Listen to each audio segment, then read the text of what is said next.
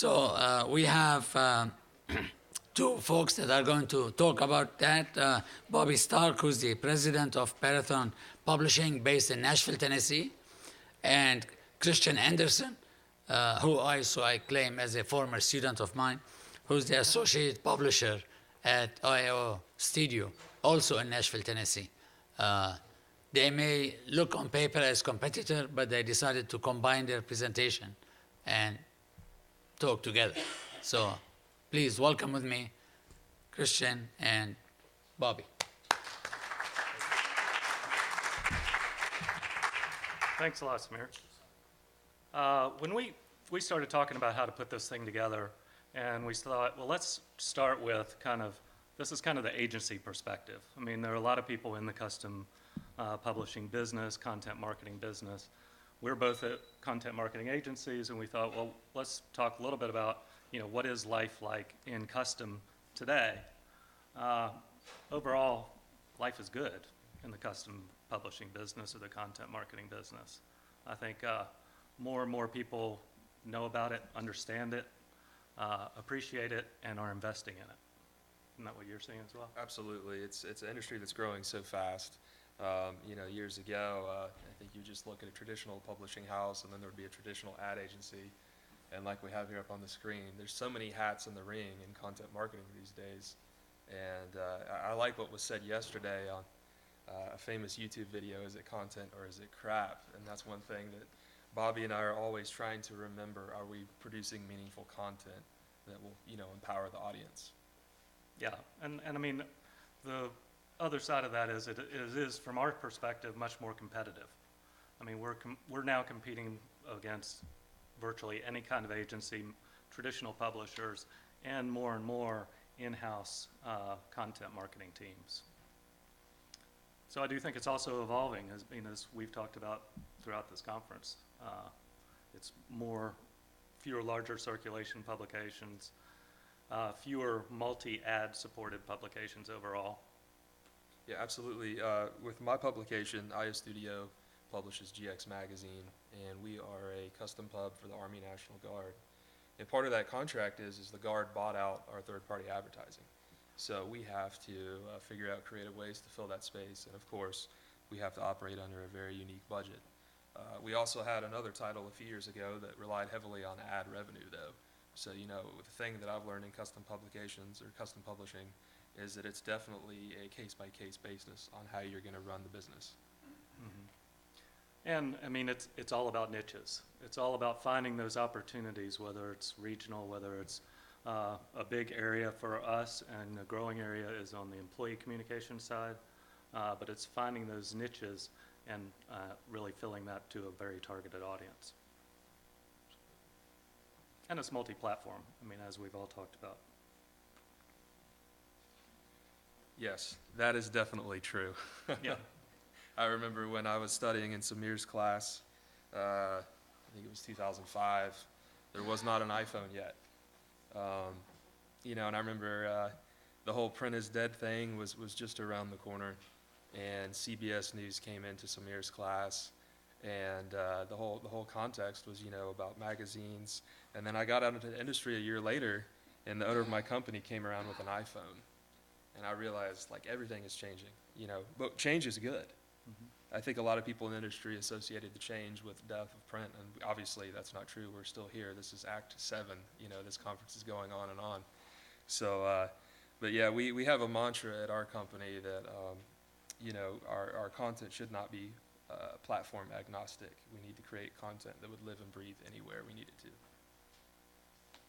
Yeah. What I'm going to do is just take you through an example of one of those niche publications, or really communications programs, and then Christian will also do the same. This is how we describe ourselves as a company. Basically, we're storytellers, and we publish on all different platforms and for all different audiences. We work with a variety of different clients, do a lot in healthcare, but really all across the board, B2B, B2C. We've been around for 14 years. I'm going to share one example. It's no Magnolia Journal, but it is literally a program that we produce for the Blue Cross Blue Shield Association of Tennessee, not the overall association, but just the state-run association. So basically, Blue Cross came to us, and because they spend $10 million, they give away over $10 to $15 million a year to different charitable organizations. That's everyone from a Boys and Girls Club, $500 donation, to a multi-million-dollar investment in building greenways and exercise equipment throughout the state. But what they found was that nobody knew about it. So they said, how can we do a better job of, it's important to us as an organization for people to recognize our charitable activities and the impact we're trying to make on the state, but nobody knows. They had been doing traditional things, the big giant grip and grin oversized check when they made a big donation, things like that, do an annual report, all those traditional things, but they just weren't getting through. So what we said that central to this strategy that we're recommending is to stop talking about ourselves and what we're doing, but really talk about the people and organizations that we're impacting. Now, it's tough for some insurance companies especially to get their head around not talking about themselves, but they fortunately agreed to the concept and embraced it. And a lot of these things, when they come up with this terminology about shape the state, whether it's trying to improve the health of the thing, so we got to drop all that and really talk about the people that we're impacting. And so that really drove the content that we were going to create for them. So we created a program called Better Tennessee. It's really to highlight those individuals and organizations being impacted by the donation dollars. And central to it is not talking about Blue Cross in any of the editorial main body of the story. So there's a magazine, 60,000 CERC magazine that goes out quarterly, a website. We manage all the social media. We're just on Facebook and Twitter with them, and of course an email marketing component. So as I mentioned, the magazine has some key editorial areas, and we obviously set some measurement things in place, and 90% of the readers say they have a greater awareness of Blue Cross's charitable activities. The website has been a big driver of traffic, or has gotten a lot of traffic since it's launched, and we do not just the magazine content, but original content on a regular basis. And social media is a big part of expanding the reach. Obviously, we only reach a certain number of people with the 60,000 CERC, but the traffic to the website is almost half comes from social. So this is just examples of what we do. So we kind of came up with the overall strategy, publish the magazine, do the social on a turnkey basis, and we report results on a regular basis. And we also track this on a regular basis and report back on traffic numbers, engagement, all those sorts of things. I just wanted to share one other example because I mentioned employee communications earlier. This is a few magazines that we do for HCA Healthcare, and we do a magazine that goes to all their employees. It's the only communications channel that they have that reaches literally everyone on the payroll. But then that has also led to business with real targeted publications to nurses and clinical staff. And I think it's finding those niches and turning those into opportunities, which is a real opportunity for anyone approaching custom media. Thank you. Sure. Thanks, Bobby. When Bobby and I were talking about custom publications, one of the things that came up is, there's a lot of people out there in the industry, especially in the ad industry, that still don't understand exactly what it is we do. And so I wanted to prepare just a brief case study to kind of explain what we've learned with GX Magazine. Like I said, I'm associate publisher of iostudio, and our main title is GX Magazine. GX stands for Guard Experience. And basically, we are a magazine that goes out to the Army National Guard. We publish bi-monthly, 6 times a year, 220,000 copies each issue for $1.3 million per year. And let's go to the year 2004. We were in Iraq, we were in Afghanistan. The military was really struggling with retention. And they came to us and said, hey, we need some help. We have to get all these messages out to our soldiers to retain them. I guess the military had done a lot of studies with soldiers that were leaving the National Guard particularly, and these individuals were not aware of all the wonderful benefits that you can get while serving in the military. Things like the GI Bill, retention bonuses up to $60,000 for like 2 more years, TRICARE, which is an amazing health care benefit right now. And so basically they came to us and they said, hey, we have a problem. Too many people are leaving the back door, but not enough people are coming through the front. The National Guard is a massive organization. It's 350,000 people across the United States. It's divided into 54, we call them owner franchises, but it's states and territories. And they have over 3,500 locations. So there was a problem there. When we would be directing content maybe to New York, soldiers in New York, that might not be relevant to soldiers in Florida or Maine or Hawaii or et cetera. So we kind of realized right off the bat we have a big challenge. So what we try to do is we focus primarily on our audience research at first. And I was laughing earlier when Doug was in here and he was talking about the Magnolia folks saying, you know, you have 4 months to launch this product. I wasn't here at the launch of GX, but I'm pretty sure they told the owner of our company, you have 60 days. And I think that's when his hair turned white. But, you know, we realized that to get to know the military, we're really going to have to do a lot of research. These are people that are, let's just say it, they are very distrusting of traditional media. There's been just a lot of times where military service members have been burned by traditional journalists. So we kind of had an issue getting ourselves into their bases, into their living rooms to talk to them. But we like to use this phrase, do you know what makes your audience tick? Like what motivates them, what drives them? And we had to figure that out.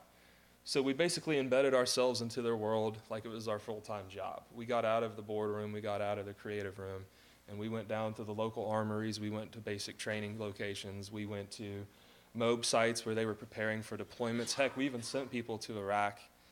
We sent people to Djibouti, that's a country in Africa, people in Kosovo. You know, we tried to get out there and learn their story, their experience. And basically what we did is, you know, we would come up with these bright ideas, but then we'd get out with our audience, and it would kind of gloss over when we'd talk to them. And that's when we realized, you know, we really have to craft our ideas with our audience. We have to work with them to generate and develop this content. And we also have to truly understand their tone and voice. Like that picture I had just back, there's 350,000 people. There's people ages 17 to 65. There's men, there's women. There's North, there's South, you know, I mean, Republican, Democrat, on and on ad infinitum, you know. So what we had to do is we had to figure out this tone and voice that would speak to all of our audience. And that was a challenge, but we crafted that down and started to do some good work. But most importantly, we needed to give our audience content that actually empowered them, that gave them a goal to do something in their life. We found that they were oversaturated with information. When you join the military, you get a specific military address, and they just get all kinds of they're bombarded with just information just constantly. And we found that none of them were actually checking their email address because they had learned if it's coming from an officer or a commander, I don't want to hear this. I'm bored. I'm tired of reading this. So we were already disadvantaged. We had to figure out a way to become their peer and not just a source of information. But anyway, if we followed all that, if we could figure out a way to use their tone of voice and we could empower them and enrich them, at IO we like to call this functional content, you know, something that they can actually function upon, they can utilize later in their life. And so what we did is, this is a couple examples of content that we've created. To be in the military, you have to be fit, right? You have to pass physical fitness tests. If you don't, you get kicked out. Nobody wants to get kicked out. So we started creating workout plans. We utilized experts. And we would publish these in the magazine, and then we would also put them online so they could download the actual plan. We also created articles like Becoming a Warrant Officer up there. That's a promotion for an enlisted soldier. So we try to give them the information they need to know to figure out the next career step. That's one thing we found in the military. There's no guidebook. If you want to become an officer or a warrant officer, it was very hard to figure out how to take that next step. So we would work with people to figure that out and provide that content to our audience. We also wanted to create content that serves as a life coach. Obviously, I'm sure a lot of you know that people in the military can suffer things like traumatic brain injury, PTSD, et cetera. We had to definitely focus on these life issues because that's what they're dealing with. We also have articles, like on the far right there, we would publish articles about really interesting jobs that no one had ever heard about in the military. I mean, you can be anything in the military. There are journalists, there are people that are actually like divers, they dive down to the bottom of the ocean. We have pilots, we have people that drive tanks, that fly helicopters. So we tried to highlight those really interesting careers and pique people's interest. So if they're thinking, I'm ready to get out of the military, maybe I can try this other opportunity and experience a little excitement in my life. And then we also try to focus on creating content that just really, compels our audience to share it. We want them to be proud of their brand.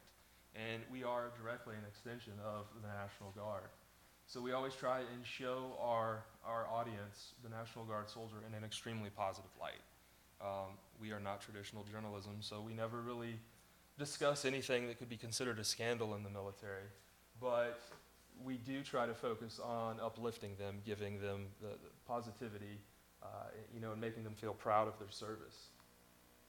So after 13 years of hard work, trying to really get down into the nitty-gritty of who they are and earning their trust, we have a pretty awesome following amongst our audience right now. 90% of them feel that we are a valuable recruiting tool. And this next number is what I really consider a success, is 80% share the magazine with their friends and family. And to us, that's extremely important. We have a phrase at iostudio that if you retain the spouse, you retain the soldier. And what that means is a lot of these folks have been off the war a couple of times. They're being taken away from their community, their family. One of my best friends, he actually works at our company. He works for the 1-800-GO-GUARD hotline. And he deployed in 2009. He had to leave his wife and kids, and she told him, if you have to deploy again, you're getting out of the Guard. I'm not letting you do that. The problem is Brad loves his job. He flies helicopters for the Guard, and he makes a ton of money doing it. So we have to think of people like Brad and his wife, Taryn. We have to figure out ways to keep her engaged and to lighten her on the positive benefits of Guard service. Obviously, that's a challenge. But again, if we can focus on ways of getting content into their homes and showing them all of the wonderful aspects of service in the Guard, then we might have a better chance of retaining that soldier and their spouse. So we've tried to empower and motivate them, and we've tried to enrich their lives. I was talking with Marshall a little while ago, and one of the things that we're struggling with is over 13 years, our audience has changed so much. After 9/11, there was a lot of people in the military that didn't necessarily want to go to far-off lands and defend their country. But around 2006, 7, and 8, we saw an influx of a lot of young men that wanted to go off and get that adventure that the military promised. And right now, we're kind of back towards the original audience we had, where people really don't want to go anywhere off into any kind of desert or North Korea or wherever we're looking at. They want to stay at home and serve their communities. We're having to figure out ways to speak to them and show them the opportunities they can have right here at home. And so that's, we're always being challenged. We're always trying to roll up our sleeves and understand what they want and need. So what important lessons have we learned? Well, Custom Pub, we rely on the content marketing model, And really, we found and we feel that it really starts in our audience's living room, not the boardroom. And what I mean by that is our client, who is a colonel in the National Guard, they would often come up with this brilliant idea. But then we would go to our audience, and they just, again, their eyes would glass over. I don't know what you're talking about. So we'd have to get ourselves in their living room. And when I say living room, that's generally, if you can get yourself in your audience's living room, they trust you, and they respect you, and they want to work with you. And so we'd sit down with these soldiers, we'd sit down with their wives or their husbands and their kids, their fathers, their employers, their employees, and we would just listen and learn. And Samir and I have talked about this a lot. One of the best ways to learn your audience is to go out and eat with them. Break bread, have some drinks, and listen to what they have to say. I love data, and I love looking at all of the marketing reports that Jammers, that's the military's advertising and marketing research center. I love looking at that, but there's still some flaws. And when I go down to, Senatobia or wherever, and I talk to that soldier face to face, I learn so much. It's so informative. So we try and get in their living room. And we really just try and focus on this with every single piece of content, whether it's the 8-page cover feature or it's the half-page article in the news section up front. We want to make sure that we're empowering them and enriching their lives. And this is something that Samir taught us back in the day, and we always remember this. We have to think, what is the audience thinking? He or she is thinking, what's in it for me? What's the value for me? And if we can remember that, we most likely will be producing some meaningful content for them. And that's it.